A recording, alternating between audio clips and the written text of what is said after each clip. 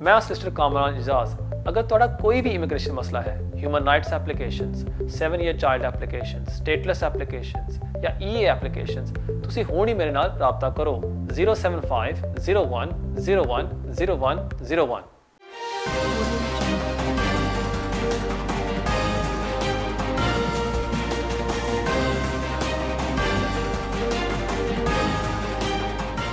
बिस्मिल्लाहिर्रहमानिर्रहीम। अस्सलाम वालेकुम नाज़रीन, मैं हूं आपका मेज़बान कामरान इजाज़। इस शो में आपके लाइव फ़ोन कॉल्स लेता हूं। अगर आपका भी कोई इमिग्रेशन का मसला है, आप भी फ़ोन करके इस प्रोग्राम में हिस्सा ले सकते हैं। प्रोग्राम का नंबर अभी आपके स्क्रीन के नीचे आ रहा है। उम्मीद है कि आपको ऐसी एडवाइस दी जाएगी जो आपके लिए फ़ायदेमंद साबित होगी। नाज़रीन, कोर्स जाने की तरफ से पहले मैं आपको एक इम्पोर्टेंट केस आज शेयर करना चाहता हूँ, और वो है मबिनगा वेरिफिकेशन ऑफ डॉक्यूमेंट्स। और ये केस काफ़ी इम्पोर्टेंट है असाइलम सीकर्स के लिए। इसमें अपर ट्राइब्यूनल ने जजमेंट पास की है कि अगर कोई असाइलम सीकर एप्लीकेशन सबमिट करता है और उसके साथ कोई डॉक्यूमेंट्स लगाता है, for example FIR reports, police reports, medical reports, वो ज़्यादातर होता है कि होम ऑफिस उस एविडेंस को एक्सेप्ट नहीं करती। उनकी आर्गूमेंट होती है कि फ़ॉर एग्ज़ाम्पल पाकिस्तान में, इंडिया में या बांग्लादेश में ये एविडेंस जेन्युइन नहीं होती और इस वजह से हम इसको एक्सेप्ट नहीं करेंगे, क्योंकि ये आसानी के साथ किसी को मिल सकती है। फॉर एग्ज़ाम्पल मेडिकल रिपोर्ट अपनी वो कार्रवाई नहीं करते, लेकिन फिर भी वो ये आपको ये एक्यूजेशन या इल्ज़ाम लगा देते हैं कि ये एविडेंस जेन्युइन नहीं है बगैर कोई प्रूफ से। यहाँ इस केस में अपर ट्राइब्यूनल ने जजमेंट पास की है कि अगर कोई एविडेंस एक असाइलम एप्लीकेशन में या कोई भी एप्लीकेशन में अहम है, उसको फिर होम ऑफिस ने वेरीफाई करना चाहिए कि वाकई वो एविडेंस फेक है या नहीं। वो अपनी तरफ से ख़ुद नहीं कह सकती कि ये जेन्युइन नहीं है बगैर कोई प्रूफ से। इसलिए ये गुड न्यूज़ है असाइलम सीकर्स के लिए। अगर आप कोई एविडेंस सबमिट करते हैं, होम ऑफिस को प्रूव करना होगा कि वो एविडेंस जेन्युइन नहीं है अगर वो एविडेंस अहम है। अगर वो एविडेंस अहम नहीं है, फिर होम ऑफिस को प्रूव करने की ज़रूरत नहीं है।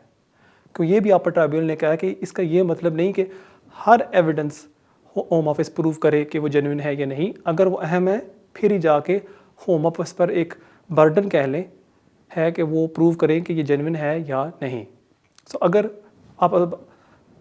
आपका असाइलम एप्लीकेशन रिफ्यूज़ हो गया था और होम ऑफिस ने वो एविडेंस को एक्सेप्ट नहीं किया, इस केस का हवाला दे के आप दोबारा फर्दर सबमिशंस कर सकते हैं, और उम्मीद है कि आपको इस केस से फ़ायदा होगा। ये थी इस वीक की इम्पोर्टेंट अपडेट।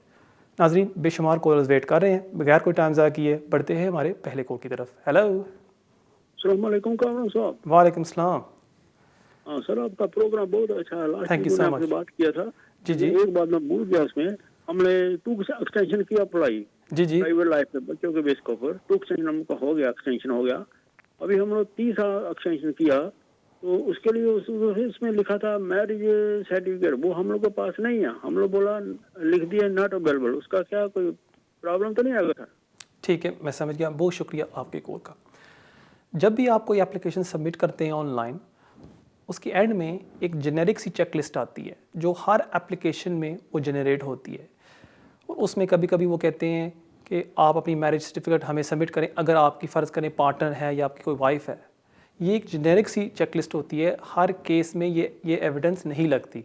इसलिए अगर फॉर एग्ज़ाम्पल आपके पास वो एविडेंस नहीं है, आपको फ़िक्र करने की कोई ज़रूरत नहीं। आप कवर लेटर में एक्सप्लेन कर सकते हैं कि वो हमारे पास नहीं है। कि वो जो चेक लिस्ट होती है, जो जनरेट होती है एंड में, वो तकरीबन सेम ही लिस्ट होती है हर एप्लीकेशन में। और हर बंदे का एप्लीकेशन सेम तो नहीं होता, हर केस में मुख्तलिफ एविडेंस लगती है। इसलिए आप परेशान ना हो। अगर आपके पास वो एविडेंस नहीं है जो वो मांग रहे हैं एंड में, उसको आप रहने दें। जो है आपके पास वो साथ लगा दें, और मुझे पूरी उम्मीद है कि वो आपको वीज़ा ग्रांट कर देंगे। बहुत शुक्रिया आपके कॉल का, और बढ़ते हैं हमारे अगले कॉल की तरफ। हेलो जी, अस्सलाम वालेकुम। वालेकुम सलाम। जी कामरान भाई, आपका शो तो सबसे पहले बहुत अच्छा है। थैंक यू सो हमें मच। बहुत इंफॉर्मेशन मिलती है इससे।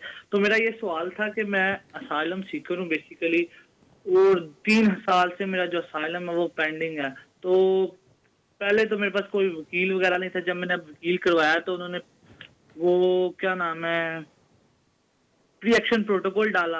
जी, फिर जी। उसके बाद उन्होंने उसको ऑफिस ने कहा हम आपको 2 महीने के अंदर जवाब देंगे। तो किस टाइप का जवाब देंगे, क्योंकि 3 साल हो गए आगे मेरा केस पेंडिंग है।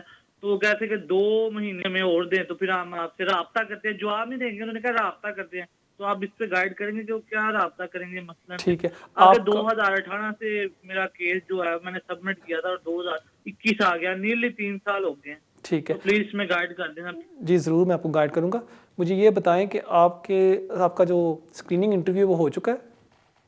जी, वो तो जब मैंने सबमिट करवाया था उससे 3 माह बाद हो गया था। उसके बाद बिग इंटरव्यू हुआ, फिर अगेन उन्होंने दोबारा मुझे इंटरव्यू बुलाया। 2 मेरे बड़े इंटरव्यू हुए उसके बाद, ठीक है। लेकिन फिर स्टिल पेंडिंग है। ठीक है, मैं समझ गया। बहुत शुक्रिया आपकी कॉल का। अगर होम ऑफिस ने आपको कहा है कि विदिन 2 मंथ्स हम आपको जवाब देंगे या अपडेट देंगे, मोस्ट लाइकली ये होगा कि आपको वो डिसीजन देंगे आपके केस के बारे में। हो सकता है आपको वो ग्रांट कर दे, हो सकता है खुदा ना करे, लेकिन हो सकता है कि आपके एप्लीकेशन को रिफ्यूज़ भी कर दें। सो इसलिए अभी आप वेट करें 2-3 मंथ्स, और उसके बाद आप उम्मीद है कि आपको वो डिसीजन भेज देंगे। अगर वो नहीं भेजते, उसके बाद आप दोबारा उनको एक लेटर लिखें कि जी आपने हमें वादा किया था कि विदिन 2-3 मंथ्स में आप डिसीजन सेंड करेंगे और अभी तक हमें जवाब नहीं आया, और फिर आपको वो रिस्पॉन्स देंगे। अक्सर ये एक बड़ी प्रॉब्लम है असाइलम एप्लीकेशंस में कि स्क्रीनिंग इंटरव्यू के बाद आपका एप्लीकेशन काफ़ी टाइम के लिए पेंडिंग रहता है। आजकल एवरेज 2 से 3 साल लग रहे हैं असाइलम एप्लीकेशंस को फाइनलाइज होने में। सो इसलिए जो व्यूअर्स इस प्रोग्राम को देख रहे हैं, अगर आपका एप्लीकेशन असाइलम का पेंडिंग है, वो साल से ज़्यादा हो गया है, आपको कोई परेशान होने की ज़रूरत नहीं है कि एक बहुत ज़्यादा बैकलॉग है होम ऑफिस में इस टाइम। इस वजह से आपको अभी डिसीजन नहीं मिल रहा। जिन बहन भाइयों की एप्लीकेशन तकरीबन 2 साल से पेंडिंग है, उनको मैं ज़रूर ये एडवाइस करूँगा कि आप होम ऑफिस को लिखें कि हमें प्लीज़ कोई अपडेट दें हमारा केस कहाँ तक पहुँचा है। बहुत शुक्रिया आपके कॉल का, और बढ़ते हैं हमारे अगले कॉल की तरफ। Hello hello hello hello, you live on है। या गुड इवनिंग कामरान जी। जी जी, गुड इवनिंग। मेरे 2 सवाल है जी। एक तो मेरा 2 सवाल है मेरे दोस्त के हवाले से। जी जी। स्टूडेंट वीजा पे वो है और उसका वीजा खत्म होना है जुलाई में। तो अगर जुलाई से पहले PSW नहीं आता है तो उसके पास क्या ऑप्शन है? ठीक है। दूसरा क्वेश्चन ये है कि बच्चों के बेसिस पे स्टे मिली थी और वो 10 साल कंप्लीट हो रहे हैं 1.5 साल में, 1.5 years में। ठीक है। तो अभी तो अगर इंग्लिश टेस्ट नहीं होता है तो उस पे होम ऑफिस फिर क्या करेगी? ILR ग्रांट करेगी कि फिर 2.5 का और दे देगी? ठीक है, मैं समझ गया। बहुत शुक्रिया आपके कॉल का। इस सवाल का जवाब मैं दूंगा ब्रेक के बाद। जाने से पहले आपको मैं अपना ईमेल एड्रेस देता जाऊँ, जो अभी आपके स्क्रीन के ऊपर आ रहा होगा, kejaz@me.com। इसके थ्रू आप मुझे कांटेक्ट कर सकते हैं, और अगर आप मुझे मिलना चाहते हैं आप मुझे मिल भी सकते हैं। और एक और गुजारिश मैं आप सबसे करूँगा कि अगर आप YouTube पर जाएँ और वहाँ टाइप करें कामरान एजाज़, वहाँ भी आप मुझे फॉलो कर सकते हैं। और आज रात को हम इस वीडियो को पब्लिश करेंगे, और अगर आपका कोई भी सवाल है जो आप मुझे पूछना चाहते हैं, कमेंट्स में आप लिखें, और मैं अपनी तरफ से पूरी कोशिश करूँगा कोई भी सवाल हो उसका जवाब मैं आपको दूँ। नाजरीन, कहीं नहीं जाना, मिलते हैं ब्रेक के बाद।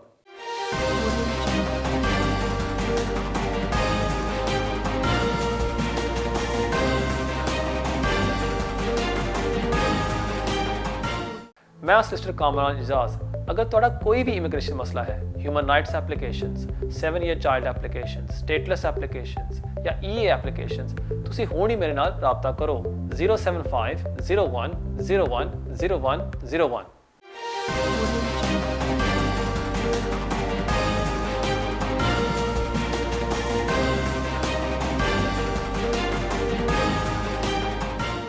नाजरीन, वेलकम बैक। ब्रेक से पहले एक कॉलर ने मुझे सवाल पूछा था कि उनके दोस्त हैं और वो स्टूडेंट वीज़े के ऊपर है, और उनका वीज़ा एक्सपायर हो रहा है जुलाई में, और अगर PSW नहीं निकलता उससे पहले वो क्या कर सकते हैं। अगर PSW वीज़ा जुलाई से पहले नहीं इंट्रोड्यूस होता, फिर आपके दोस्त स्विच कर सकते हैं to another category, for example skilled worker visa. अगर उनके पास कोई स्पॉन्सर है, एक कंपनी है जो उनको स्पॉन्सर करना चाहती है, फिर वो स्विच कर सकते हैं to the skilled worker route. लेकिन मेरे ख्याल में मोस्ट लाइकली अप्रैल-मई तक गवर्नमेंट इस पर ऐलान कर देगी कि कब वो इस स्कीम को इंट्रोड्यूस कर रहे हैं, और मेरा ख्याल है कि आपका जो दोस्त है वो इस स्कीम में ज़रूर कवर हो जाएगा। सो इसलिए उसको कोई परेशान होने की ज़रूरत नहीं है। I think with the next 1-2 months में गवर्नमेंट इसके बारे में ऐलान कर देगी। और जहाँ तक आपका दूसरा सवाल है, आपने मुझे बताया कि आपको वीज़ा मिला है ऑन द 10 ईयर रूट और आपके जो 10 ईयर्स हैं वो पूरे हो रहे हैं I think in 1.5 years time. और अगर उससे पहले अगर आप B1 इंग्लिश टेस्ट पास नहीं करते, फिर आपके पास कौन सी ऑप्शंस हैं? अगर आप इंग्लिश टेस्ट नहीं पास कर सकते, फिर बेस्ट ऑप्शन यही होगी कि आप 2.5 साल की एक्सटेंशन ले लें। और जैसे ही आप B1 इंग्लिश टेस्ट पास कर लेते हैं, देन अंडर लॉन्ग रेजिडेंस आप अप्लाई कर सकते हैं फॉर ILR। उम्मीद है आपको आपके सवाल का जवाब मिल गया होगा। वो बढ़ते हैं हमारे अगले कॉल की तरफ। Hello hello you live on है। या ऑलराइट हेलो अस्सलाम वालेकुम। वालेकुम सलाम। जी कामरान सर, मुझे अपने वाइफ के सिलसिले में बात करना था मुझे। जी जी जी दरअसल बात ये थी कि मुझे नेचुरलाइजेशन हमने अप्लाई किया था मैं हमारे वाइफ का जी लास्ट जी ईयर जून में। जून में, ठीक है। जी, और अप्लाई करने के बाद उनका बायोमेट्रिक का मुझे मैसेज आया, करीब 1 महीने के बाद उन्हें ईमेल आया कि आपको बायोमेट्रिक देने की ज़रूरत नहीं है, आपका previous biometric we are accepting. जी जी तो उसके बाद हम बोले अच्छा ठीक है, बायोमेट्रिक की ज़रूरत नहीं है, तो हमने बाकी जो इनकी फॉर्मेलिटी थी हमने ऐप्स के थ्रू सब अपलोड कर दिए डॉक्यूमेंट्स और ठीक सारी है। चीज़ें। लेकिन उसके बाद से अभी तक लास्ट ईयर जून 2020 से अभी तक कोई रिप्लाई नहीं आया उनका। हम्म, और माशाल्लाह हमें हमारे 2 बच्चे, 3 बच्चे, 2 बेटा 1 बेटी हैं, तो सब ब्रिटिश सिटीजन हैं। और तो अभी पता नहीं, ये काफी लंबा समय हो चुका है, तो अभी हमें क्या करना चाहिए? इसके लिए वेट करना है या स्ट्रेट फॉरवर्ड केस है? ठीक है, मैं समझ गया। मैं देता हूँ आपके सवाल का जवाब। बहुत शुक्रिया आपके कॉल का। आपका एप्लीकेशन आपकी वाइफ का मेरे ख्याल में अब तकरीबन 8 माह से पेंडिंग है। बेस्ट चीज़ ये होगी कि अगर आप एक letter, reminder letter home office को भेज दें टू द नेशनलिटी टीम जो है लिवरपूल में, उनको एक्सप्लेन कर दें कि हमने डॉक्यूमेंट्स आपको सबमिट कर दिए थे जून में और आपने हमें बताया था कि फिंगरप्रिंट्स की कोई ज़रूरत नहीं है और अभी तक 8 माह हो गए और हमें जवाब नहीं आया, प्लीज़ हमें कोई अपडेट दें। ये भी एक चीज़ आप कर सकते हैं, एक लेटर लिखते हैं उनको बाय पोस्ट। दूसरा, आप उनको एक ईमेल भी भेज सकते हैं जो मेरे ख्याल में है nationality.inquiries@homeoffice.gov.uk, और वहाँ अपना रेफरेंस नंबर दे के उनको एक्सप्लेन कर दें कि जी अब 8 माह हो गए, हम काफ़ी परेशान हैं, प्लीज़ हमें कोई अपडेट दे दें। और वो ज़रूर रिस्पॉन्ड करते हैं विद इन 10 to 14 डेज़। सो उम्मीद है कि बहुत जल्द आपकी वाइफ को वो इशू कर देंगे नेशनलिटी। बहुत शुक्रिया आपके कॉल का। वो बढ़ते हैं हमारे अगले कॉल की तरफ। हेलो हेलो अस्सलाम वालेकुम। वालेकुम सलाम। सर जी, मेरा क्वेश्चन ये है कि मैं एट द मोमेंट 10 साल के रूट के ऊपर हूँ। ठीक है। ठीक है, और मुझे 2.5 साल की एक्सटेंशन मिली थी, तो उस दौरान मेरी अभी जस्ट रिसेंटली ना डिसेबिलिटी स्टार्ट हो गई है और मैं हाईली डिसेबिलिटी भी ले रहा हूँ। ठीक है। तो मैंने ये पूछना था क्या मैं अभी FLRM पे जा सकता हूँ? और अगर मैं जाता हूँ FLRM पे तो उसके लिए मुझे अपना इंग्लिश कोर्स और वो जो फाइनेंशियल रिक्वायरमेंट है मेरी वाइफ के लिए वो जरूरी तो नहीं है, क्योंकि वो केयर अलाउंस भी ले रही है। ठीक है, एक मिनट। जो आपकी वाइफ है जी। उनकी क्या नेशनलिटी है? उनके पास इंडेफिनिट है और मेरे 2 बच्चे हैं, वो भी ब्रिटिश है। ठीक है, ठीक हो गया एंड मैं समझ गया। बहुत शुक्रिया आपके कॉल का। जी हाँ, अगर आपको मिल रहा है अभी PIP अलाउंस, आप स्विच कर सकते हैं from the 10 year route to the 5 year route, क्योंकि आपके वाइफ के पास है settle status indefinite leave to remain. लेकिन आपको फिर भी पास करना होगा A1 इंग्लिश टेस्ट। अगर आप नहीं पास कर सकते, फॉर एग्जांपल आपकी डिसेबिलिटी की वजह से, फिर आप होम ऑफिस से एक एग्जाम्शन रिक्वेस्ट कर सकते हैं क्योंकि मेरे पास एक डिसेबिलिटी है जो मुझे अफेक्ट करती है और इस वजह से मैं वो पास नहीं कर सकता, प्लीज़ मुझे एग्जाम्शन दी जाए। और हो सकता है फिर होम ऑफिस आपके एप्लीकेशन में डिस्क्रेशन इस्तेमाल करेगी। बट इन शॉर्ट, अगर आपको PIP अलाउंस मिल रहा है और आप मेंटेनेंस रिक्वायरमेंट फुलफिल करते हैं, फिर आप स्विच कर सकते हैं from the 10 year route to the 5 year route. बहुत शुक्रिया आपके कॉल का। वो बढ़ते हैं हमारे अगले कॉल की तरफ। हेलो हेलो जी सर, एक छोटा सा सवाल पूछना है सर। जी पूछो। जी सर, एक्चुअली मुझे ब्रिटिश पासपोर्ट मिला था पाकिस्तान से। ठीक है। और मैंने अपने बेटे को इधर बुलाया है 2.5 ईयर के वीज़े पर है। क्या मैं उसके लिए ब्रिटिश पासपोर्ट अप्लाई कर सकता हूँ?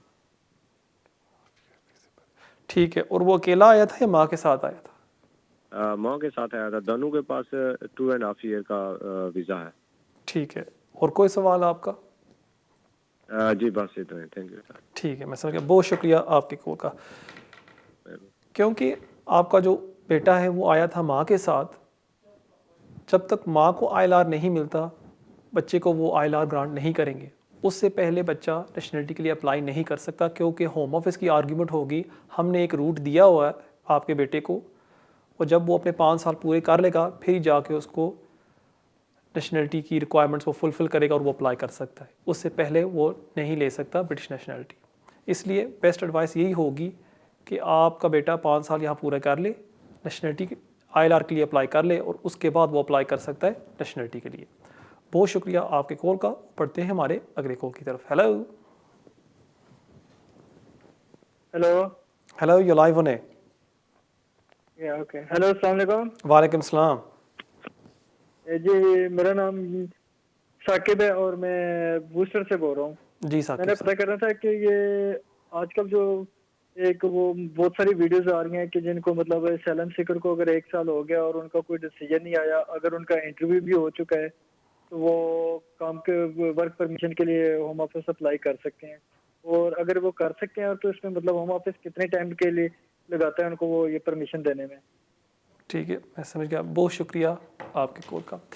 जी हाँ, ये बिल्कुल सही बात है कि अगर आपका असाइलम एप्लीकेशन 1 साल से पेंडिंग है, आप फिर अप्लाई कर सकते हैं होम ऑफिस को कि मुझे काम की इजाज़त दी जाए।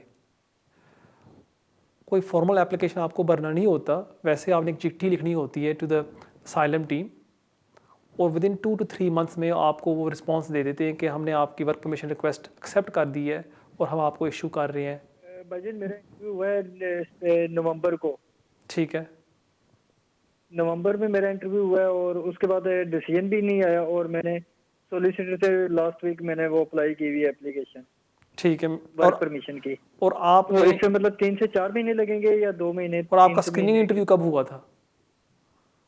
जी मेरा इंटरव्यू स्क्रीनिंग इंटरव्यू मेरा हुआ था डिटेंशन सेंटर में लंदन 2019 में हीथ्रो में। ठीक है, मैं समझ गया। बहुत शुक्रिया। मेन इंटरव्यू मेरा इधर हुआ था ये सोली हॉल बर्मिंघम। ठीक है, मैं समझ गया। बहुत शुक्रिया आपके कॉल का। जैसे मैं अर्ज़ कर रहा था कि आपका भी एप्लीकेशन 1 साल से ज़्यादा पेंडिंग है, आप रिक्वेस्ट कर सकते हैं होम ऑफिस को कि आपको काम की इजाज़त दी जाए। उसमें कोई फॉर्मल एप्लीकेशन नहीं होता, आपने वैसे एक चिट्ठी लिखनी होती है और home office within 2 to 3 months में रिस्पॉन्स करती है कि हम आपको फिर वर्क परमिशन की इजाज़त देते हैं, और उसके एक 1-2 वीक्स बाद आपको वो एक BRP कार्ड भेज देते हैं जिससे आप काम कर सकते हैं। लेकिन इसमें एक प्रॉब्लम आती है, होम ऑफिस अमूमन आपको काम करने की इजाज़त देती है, लेकिन उन जॉब्स के लिए जो है शॉर्टेज ऑक्यूपेशन लिस्ट के ऊपर, जो है highly skilled jobs, for example doctor, engineer, scientist. और ज़्यादातर जो हमारे असाइलम सीकर्स होते हैं उनके पास कोई स्किल्ड क्वालिफिकेशन होती नहीं कि जो वो कोई स्किल्ड जॉब कर सके। लेकिन जैसे मैंने चंद हफ्ते पहले आपको बताया था कि एक जजमेंट अपर ट्राइब्यूनल ने पास की थी C6V SSHD, अगर आप उसका हवाला दें कि जी मेरे पास कोई स्किल्ड क्वालिफिकेशन तो नहीं, लेकिन आप मेरे केस में डिस्कशन इस्तेमाल करें कि मैं कोई भी जॉब कर सकूं, और उम्मीद है कि होम ऑफिस आपके केस में डिस्कशन इस्तेमाल करेगी और आपको इजाज़त देगी कि आप कोई भी जॉब कर सकें। बहुत शुक्रिया आपके कॉल का, और बढ़ते हैं हमारे अगले कॉल की तरफ। Hello hello hello, you live on air. अस्सलाम वालेकुम। वालेकुम सलाम। मैंने ना वो जो 20 साल के बेस पर वो होम ऑफिस अप्लाई किया था ना मैंने, जी जी। तो उन्होंने लास्ट वीक मुझे रिफ्यूज कर दिया। ओहो। तो 20 साल के यानी कि 21 साल हो जाएंगे मई को मुझे। जी जी। तो यानी कि मैं 19 साल हो गए, वो जो ब्रिटिश उसके साथ भी रहती हूँ, तो फिर रिफ्यूज की क्या वजह हो सकती है? वो तो आप ही मुझे बता सकती हैं, उन्होंने रिफ्यूज़ल में क्या लिखा था? उन्होंने ये सिर्फ लिखा कि तुम पाकिस्तानी बोर्न हो, जी। ट्रैवल पाकिस्तानी तो लोग हस्बैंड के साथ ये ट्रैवल करते हैं, ये फादर के साथ, ये भाई के साथ, ये इशू को लिखे। ये तो रबिश है, कुछ भी नहीं है ये।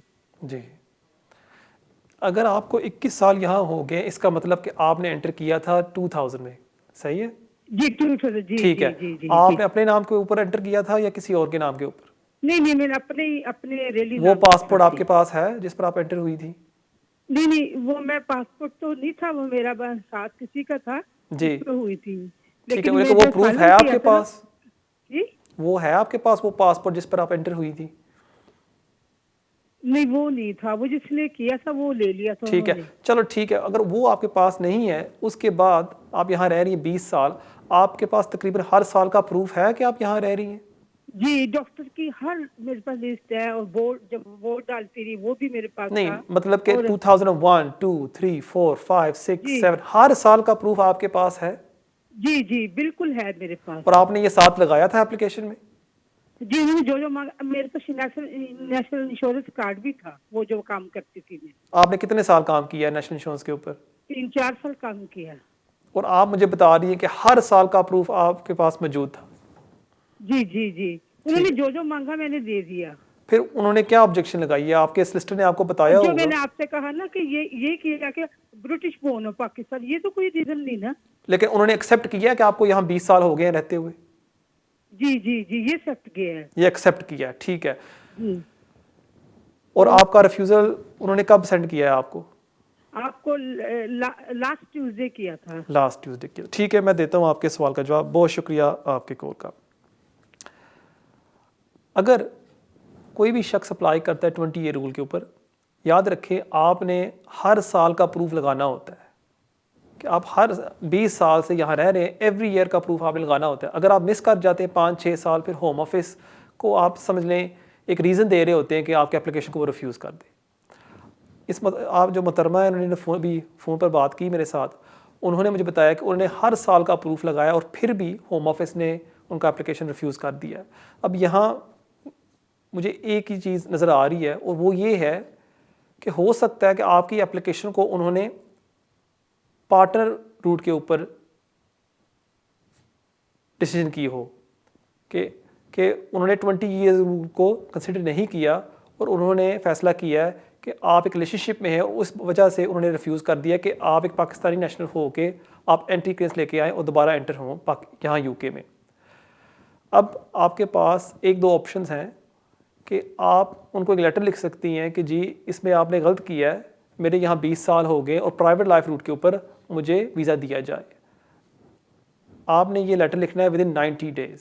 सो मेरी एडवाइस आपसे ये होगी कि अच्छे से सिस्टर को मिल लें, फौरी तौर पर जो एविडेंस आपने साथ लगाया था उसका हवाला दे के होम ऑफिस को एक्सप्लेन करें कि मेरे तो यहाँ 20 साल हो गए और प्लीज़ मुझे वीज़ा ग्रांट किया जाए। उम्मीद है विदिन 14 डेज़ होम ऑफिस आपको एक रिस्पॉन्स देगी। अगर वो अपना फैसला नहीं बदलती, फिर आपके पास ऑप्शन है कि आप हाई कोर्ट में एप्लीकेशन सबमिट कर सकते हैं। बहुत शुक्रिया आपके कॉल का, और बढ़ते हैं हमारे अगले कॉल की तरफ। Hello hello hello, you live on air. Good evening sir. Good evening sir, आपसे एक सवाल पूछना था कि मैं अपने नेशनलिटी के लिए अप्लाई करना जा रहा था। जी जी। तो मेरी वाइफ थे ब्रिटिश, मेरी वाइफ जो है वो ब्रिटिश है, तो मैं भी अपना जो नेशनलिटी मेरा मतलब कि इमीडिएटली अप्लाई कर सकता है जब किसी की वाइफ ब्रिटिश हो। ठीक है। तो मेरे को तो 3 साल हो चुके हैं, तो मैं ब्रिटिश करने जा रहा था। तो मैं देख रहा था फॉर्म में, तो फॉर्म में वो पूछ रहे थे कि वाइफ की जो रिलेशनशिप, अपना प्रेजेंट एड्रेस एंड ऑल सारा कुछ बताना है। तो उसमें क्योंकि उनकी सेकंड मैरिड है ये, तो उनके पार्टनर की इंफॉर्मेशन लिखने की जरूरत है उनकी फॉर्म में। ठीक है, मैं समझ गया। बहुत शुक्रिया आपके कॉल का। नाज़रीन, इस सवाल का जवाब मैं दूंगा ब्रेक के बाद, लेकिन जाने से पहले मैं आपको अपना ईमेल एड्रेस देता जाऊँ जो अभी आपके स्क्रीन के ऊपर आ रहा होगा, keijaz@me.com। इसके थ्रू आप मुझे कांटेक्ट कर सकते हैं, और अगर आप मुझे मिलना चाहते हैं आप मुझे मिल भी सकते हैं। मिलते हैं ब्रेक के बाद।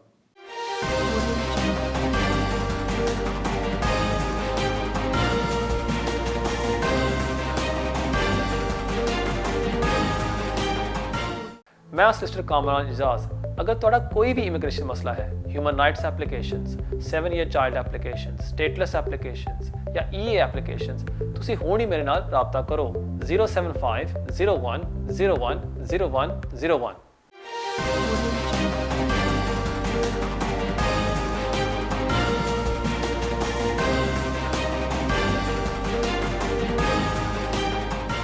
नाज़रीन वेलकम बैक। ब्रेक से पहले एक भाई ने सवाल पूछा था कि वो नेशनलिटी के लिए अप्लाई कर रहे हैं और उनकी जो वाइफ है वो ब्रिटिश है और वो अप्लाई कर रहे हैं under section 62 of the nationality act.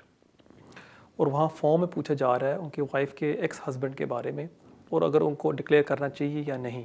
अगर वो फॉर्म पूछ रहा है आपके वाइफ के एक्स हस्बैंड के बारे में, आप डिक्लेयर कर दें, इसमें आपको कोई इशू नहीं होगा।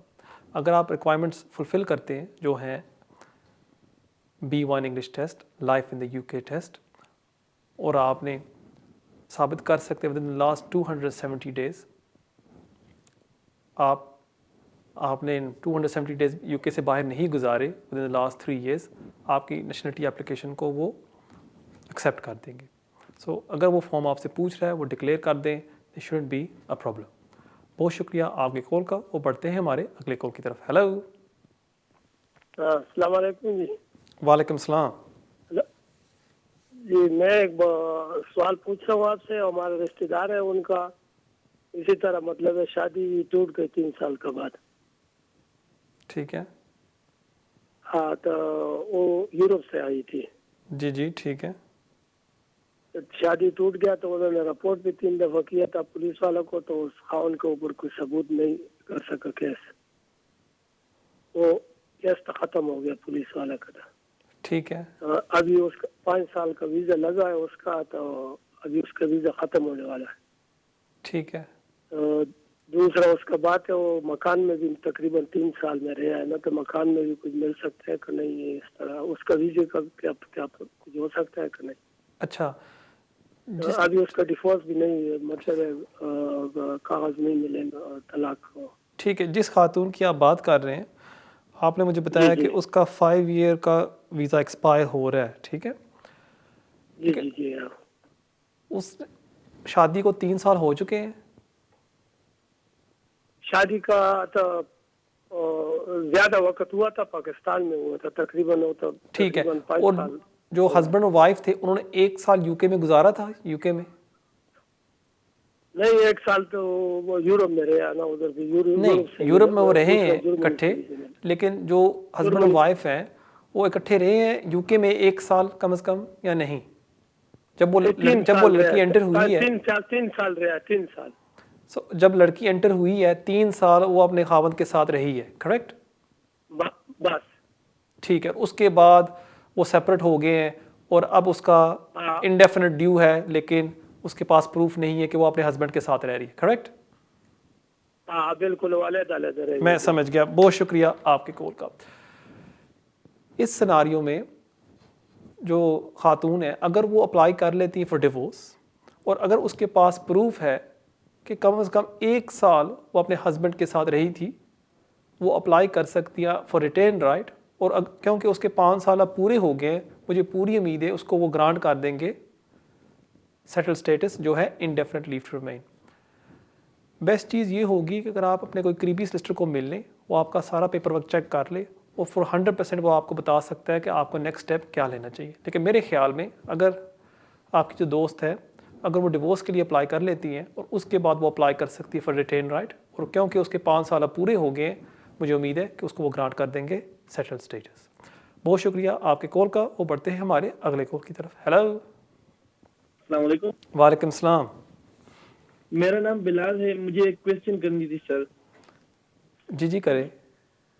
मेरे माँ बाप जो है ना वो पाकिस्तान में है और मैं अपने माँ बाप को यहाँ से सपोर्ट कर रहा हूँ, लेकिन मैं आया हूँ यहाँ स्पाउस वीजे पे। ठीक है। मेरी वाइफ ब्रिटिश है, मैं 5 ईयर के रूट पे हूँ और मैं हर महीने अपने माँ बाप को जो है ना खर्चा बेचता रहता हूँ। जी जी। तो क्या कोई तरीका है कि मैं अपने माँ बाप को यहाँ बुला सकूँ? ठीक है। और कोई सवाल आपका? जी थैंक यू। आपकी जो वाइफ है उनके पास कौन सा पासपोर्ट है? ब्रिटिश। ब्रिटिश। ठीक है, मैं समझ गया। और बहुत शुक्रिया। मेरे 2 बच्चे भी हैं। ठीक है, मैं समझ गया। बहुत शुक्रिया आपके कॉल का। जब तक आपको ILR नहीं मिलता, आप अपने पेरेंट्स को स्पॉन्सर नहीं कर सकते। जैसे ही आपको ILR मिल जाता है, फिर आप अपने पेरेंट्स को स्पॉन्सर कर सकते हैं, अगर आप साबित कर सकते हैं कि जो हर दिन के काम है, जैसे उठना बैठना खाना पीना, वो खुद नहीं कर सकते और उनको देखभाल की ज़रूरत है, और या पाकिस्तान या इंडिया में वहाँ कोई नहीं उनकी देखभाल के लिए, या वो अफोर्ड नहीं कर सकते कि उनकी कोई देखभाल वहाँ करे। ये 2 रिक्वायरमेंट्स एक में से आपने फुलफ़िल करनी होती है। लेकिन प्रॉब्लम आती है कि ये जो रिक्वायरमेंट है ये बहुत हाई है, बहुत सख्त है, और ज़्यादातर ये एप्लीकेशंस रिफ्यूज़ हो जाते हैं। लेकिन अगर आपके पेरेंट्स के पास कोई सीरियस हेल्थ कंडीशंस हैं और वो अपनी देखभाल नहीं कर सकते सही तरह, और आप वो प्रूव कर सकते हैं, फिर इसमें चांस हो सकता है। लेकिन अभी आप अप्लाई नहीं कर सकते। जैसे आपको ILR मिल जाए उसके बाद आप देख सकते हैं कि अगर आप उनको स्पॉन्सर कर सकते हैं या नहीं। बहुत शुक्रिया आपके कॉल का, और बढ़ते हैं हमारे अगले कॉल की तरफ। Hello hello hello, you live on है। Hello hello, you live on है। जी फरमाइए। मेरा नाम शिवानी है जी जी।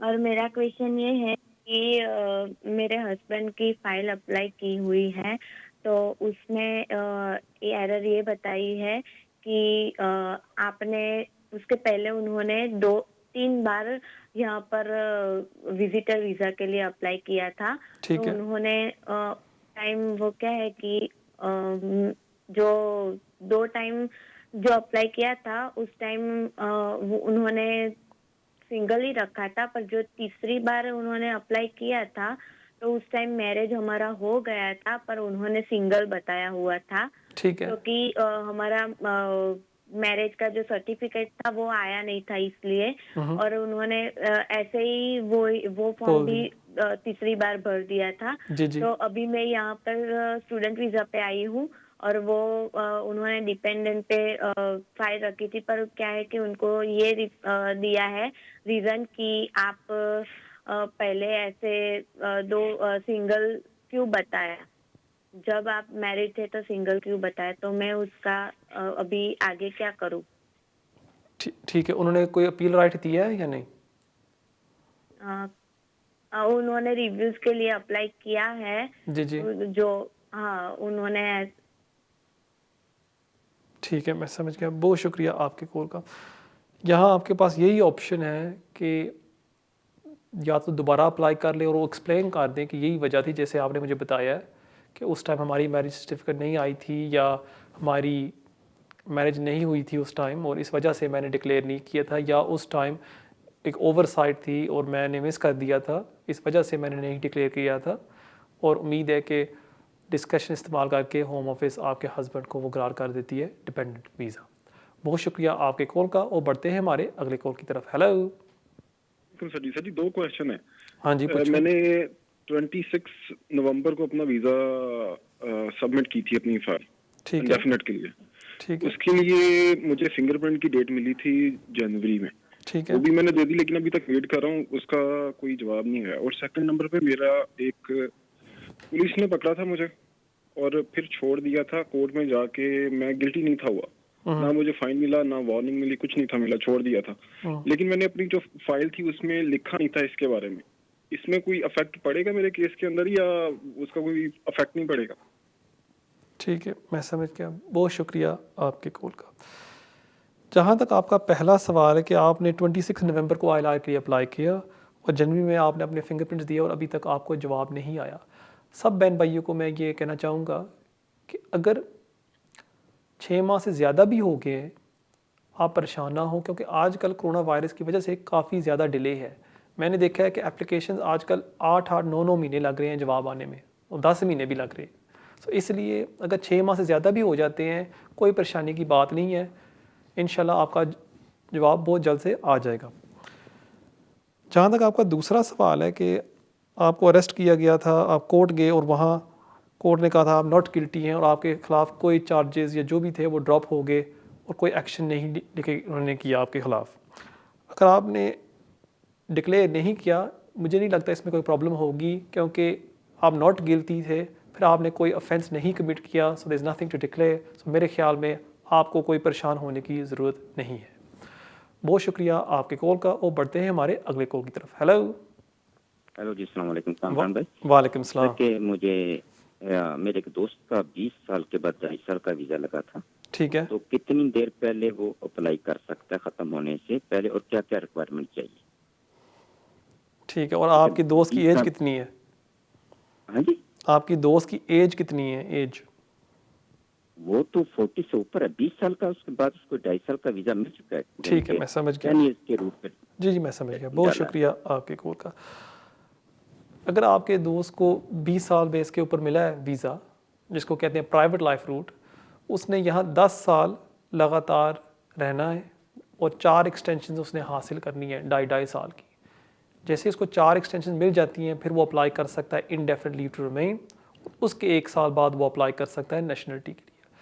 जब आपका दोस्त अप्लाई करेगा इंडेफिनिट लीव टू रिमेन के लिए, क्योंकि उस टाइम उसकी एज होगी 65 से कम, उसको पास करना होगा B1 और life in the UK test. क्योंकि आपके दोस्त को प्राइवेट लाइफ पर वीज़ा मिला है, यहाँ आपके दोस्त ने खाली यही साबित करना है कि वो लगातार UK में रह रहा है, कोई इनकम रिक्वायरमेंट फुलफ़िल करने की ज़रूरत नहीं है। सो मेनली कि 10 साल लगातार आप यहाँ रह रहे हैं, और जब आपका दोस्त अप्लाई करेगा ILR के लिए, उस टाइम उसने पास करना होगा B1 और life in the UK test. बहुत शुक्रिया आपके कॉल का, और बढ़ते हैं हमारे अगले कॉल की तरफ। हेलो अस्सलाम वालेकुम। वालेकुम सलाम। हाँ जी सर, मुझे आपसे सवाल पूछना था। जी पूछिए। मैं यूरोपियन सिटीजन हूँ। जी। तो मैं अपने वालिद को बुलाना चाहती हूँ पाकिस्तान से, लेकिन मैं काम नहीं करती, तो क्या मैं अप्लाई कर सकती हूँ? ठीक है, और कोई सवाल आपका? बस यही था, जैसे एक तो मेरा है कि जैसे मैं काम नहीं करती, लेकिन मैं भी यूरोपियन सिटीजन हूँ और मेरे हस्बैंड भी यूरोपियन सिटीजन हैं। वो काम तो क्या करते वो हैं? मेरे बिहाफ पे? जी वो काम करते हैं, तो क्या वो कर सकते हैं मेरे बिहाफ पे जैसे उनको अप्लाई, या मुझे ही करना होगा? ठीक है, बस मेरे ये 2 सवाल थे। ठीक है, मैं समझ गया। बहुत शुक्रिया आपके कॉल का। अगर आपके पास प्री सेटल स्टेटस है या सेटल स्टेटस है, जो आपके पास होना चाहिए, क्योंकि डेडलाइन अभी आ रही है 30 जून, आप अपने पेरेंट्स को स्पॉन्सर कर सकते हैं। यहाँ कोई स्पेसिफिक रिक्वायरमेंट नहीं है कि आपके पास प्रूफ होना चाहिए आप काम कर रहे हैं। वो पहले होता था जब आप EA फैमिली परमिट के लिए अप्लाई करते थे, और EA नेशनल को साबित करना होता था कि UK में वो TT राइट एक्सरसाइज कर रहे हैं। क्योंकि आप अपने पेरेंट्स को स्पॉन्सर कर रहे हैं, यहाँ कोई रिक्वायरमेंट नहीं है कि आपके पास प्रूफ होना चाहिए आप काम कर रहे हैं। लेकिन यहाँ आपको ये ज़रूर साबित करना होगा कि अगर उनको वीज़ा इशू किया जाता है आपके पेरेंट्स को, आप उनको मेंटेन कर सकते हैं विदाउट पब्लिक फंड्स। और यहाँ आप अपने हस्बैंड के प्रूफ लगा सकते हैं कि वो काम कर रहे हैं, उनके पास पैसा है, उनके पास सेविंग्स हैं, और अगर मेरे पेरेंट्स को वीज़ा ग्रांट किया जाता है, हम उनको अकोमोडेट कर सकते हैं बगैर बेनिफिट्स के। तो इसलिए मेरे ख्याल में अगर आप वो प्रूफ लगा दें अपने हस्बैंड के जो काम के प्रूफ हैं, मुझे पूरी उम्मीद है कि आपके पेरेंट्स को वो वीज़ा ग्रांट कर देंगे। और एक और चीज़ मैं आपको बताते जाऊँ कि जल्दी से अप्लाई कर ले, क्योंकि towards the end of this year requirements change हो रही हैं, जहां आपको साबित करना होगा कि आपके पेरेंट्स आपके ऊपर डिपेंडेंट हैं। अगर आप अभी अप्लाई करती हैं फौरी तौर पर, आपको डिपेंडेंसी साबित करने की ज़रूरत नहीं है, आपने खाली साबित करना है रिलेशनशिप रिक्वायरमेंट्स। इसलिए एट दिस टाइम काफ़ी आसान है, फौरी तौर पर अप्लाई कर लें और अपने पेरेंट्स को यहाँ बुला लें। बहुत शुक्रिया आपके कॉल का, और बढ़ते हैं हमारे अगले कॉल की तरफ। हेलो अस्सलाम वालेकुम। वालेकुम सलाम। जी मुझे एक सवाल पूछना था। जी पूछे। जी वो पहले तो लो था ना कि शादी करके निकाहनामा दिखा के इधर वीजा के लिए बुलाना पड़ता था, तो अब क्या मंगनी करके इधर बुला सकते हैं बगैर निकाह के? ठीक है जी, और कोई सवाल आपका? और एक सवाल मेरा कि हमारी वालदा है बहुत 70 से ऊपर है, तो उनका केस काफी खराब हुआ है। 2-3 शादियां हमारे वालिद साहब ने लिखाई हुई थी, तो 2-3 दफा रिफ्यूज हो चुका है, तो इसका क्या हल हो सकता है? और जो लास्ट रिफ्यूजल था उसकी क्या वजह थी? उसकी वजह थी कि वो कह रहे थे कि आप, हमारी दूसरी अम्मी इधर है ना, तो आपके हस्बैंड ने आपको क्यों नहीं बुलाया? ठीक है जी, वो बेटा उनका बुला रहा था ना, मेरा भाई बुला रहा है ना, इधर हम बुलाना चाहते हैं, लेकिन वो रिफ्यूज कर रहे हैं। 2-3 दफा रिफ्यूज हो चुका है। ठीक है, और अभी कौन स्पॉन्सर कर रहा है उनको, कौन करना चाह रहा है? आपके वालिद साहब? उनका बेटा मेरा भाई है ना, अब हमारे वालिद साहब की डेथ हो चुकी है 2-3 महीने की। अच्छा जी, तो वो ठीक है, मैं समझ गया। बहुत शुक्रिया आपके कॉल का। जहाँ तक आपका पहला सवाल है, जी हाँ, आप फियांसे वीज़ा पर बुला सकते हैं किसी अपने हस्बैंड, अपने फ्यूचर हस्बैंड या वाइफ को, और आपको 6 माह का वीज़ा देते हैं, और 6 माह में आपने यहाँ शादी रजिस्टर करनी होती है। वही रिक्वायरमेंट्स आपको फुलफ़िल करने होते हैं, जो है 18,600 इनकम रिक्वायरमेंट, इंग्लिश टेस्ट वगैरह, अलॉन्ग विद TB टेस्ट।